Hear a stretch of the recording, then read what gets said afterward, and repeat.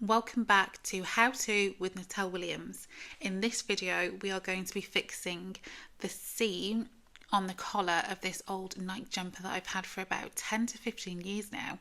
I've got a matching thread which is perfect for the invisible stitch or the slip stitch that we're going to be using to fix this seam. Now, I covered how to do the slip stitch in my previous video, so if you haven't had a chance to check that out yet, please do. I'm going to link it to this video, so take a look at that below. After you found your matching thread for your fabric, you're going to need to thread that needle. So choose a needle that you're comfortable using and thread it all the way through. If you're sewing a small space, you won't need a lot of thread, so choose a suitable amount and snip your thread off. We're going to tie a double loop, so what you need to do for that is create a fairly large loop like I have done here, twist the end so it becomes one piece of thread, and create a loop at the end of your finger. Pull the end of the thread through the loop and pull on that tightly and slowly until you have a secured knot at the end, and we're going to do that twice. So make a loop on the end of your finger, pull the end of the thread through the loop, pull it slowly, and that will give you a double knot that we can use. Now, this is called a seam ripper, and what I'm going to do with this is just remove all of the old thread that was holding this seam together, which has just come away over time. Natural wear and tear, cycles in the wash, tension around the neck when it's been pulled over the head, etc. What we want to do is create a nice clean space for us to work with.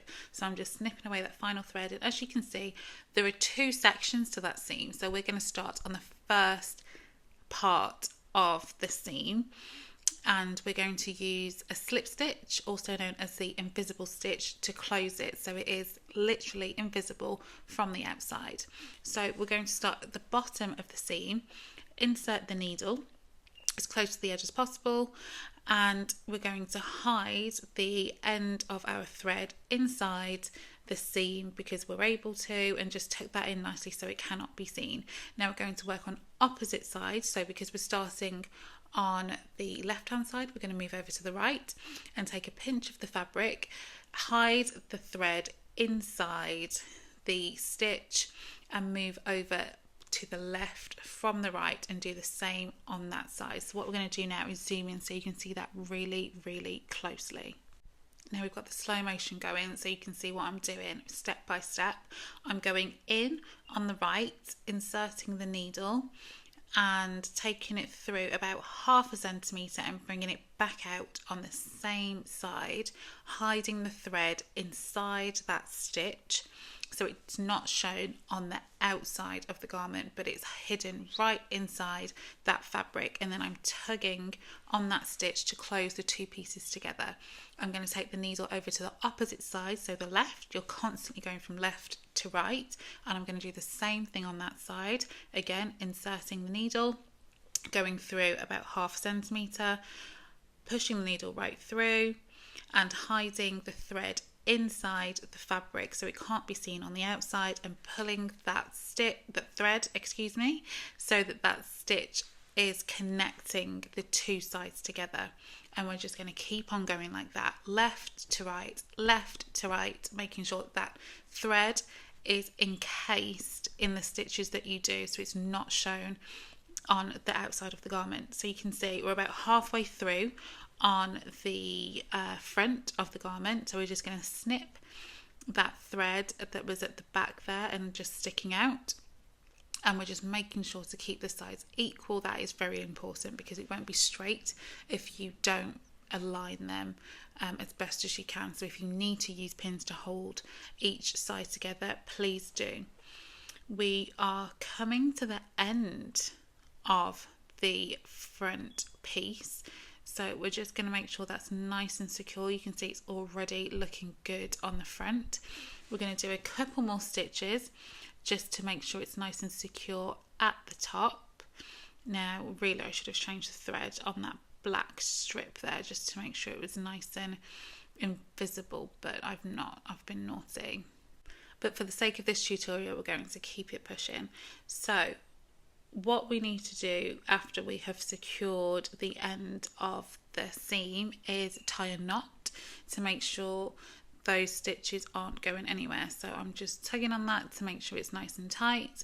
Then what I'm going to do is pinch a bit of the fabric and create a loop and take the needle through the loop, pull it straight through, and that's going to create a knot in the thread. And I'm going to do that twice so it has a double knot, and you do the same. So pinch a bit of the fabric, take it through on both sides of the seam, go through the loop that you've created and give it a nice tug to make sure it's nice and secure.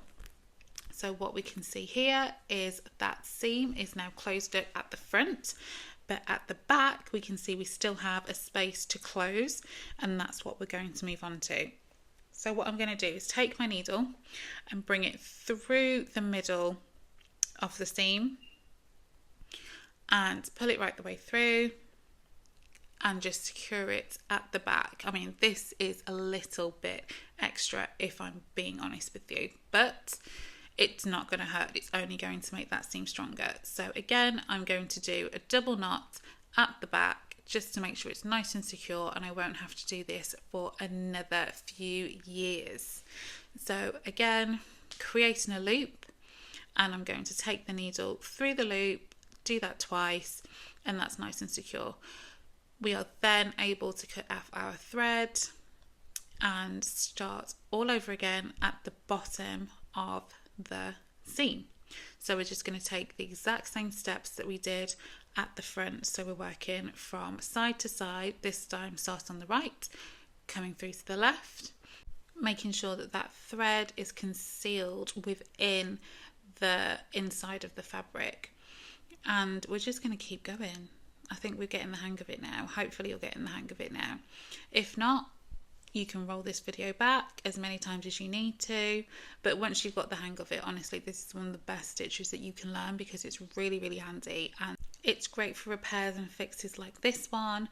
It's great for attaching lining, it's great for sewing hems, it's great for a number of things, especially when you're working on the outside of a garment where you are so much more exposed and you want it to look clean, finished, tidy and professional. So it's one that I would definitely take the time to invest in. So we're coming to the end of the seam now, and what we're going to do is make sure it's nice and secure, finish off our last few stitches, and then you guessed it, we're going to do our double knots to close off and finish that stitch. So what we are going to do is check it, make sure we're happy with the finish. We don't need to go over anything or pull any stitches out and redo them. Once we are happy, we are going to create some loops. So take the needle through, trying to pinch both sides of the fabric if we can, and create the loop, take the needle through the loop and pull. And we're going to do that twice, always twice, just to make sure that it's nice and secure. And then we can hide that thread, which I'm going to show you how to do, snip it off, and then we're done. So what you can do, you could choose to snip it here if you want to, that's not a problem. But if you want to finish it in a really tidy way, you can put your needle back through your work and bring it down a distance, a centimetre or two, pull it all the way through, and then snip the end of that thread. And that just means that that excess bit of thread is buried in your work, isn't going anywhere, and is nice and secure, and you won't see it poking out anywhere. So there we go, there we have it, we're finished. This jumper is ready to go for another few years. I haven't had to throw it away, I haven't replaced it, we have preserved it, and it's going to keep going with me when I'm at home, when I'm doing the grocery run, when I am out and about in the garden. There we go. See you next time. Don't forget to subscribe.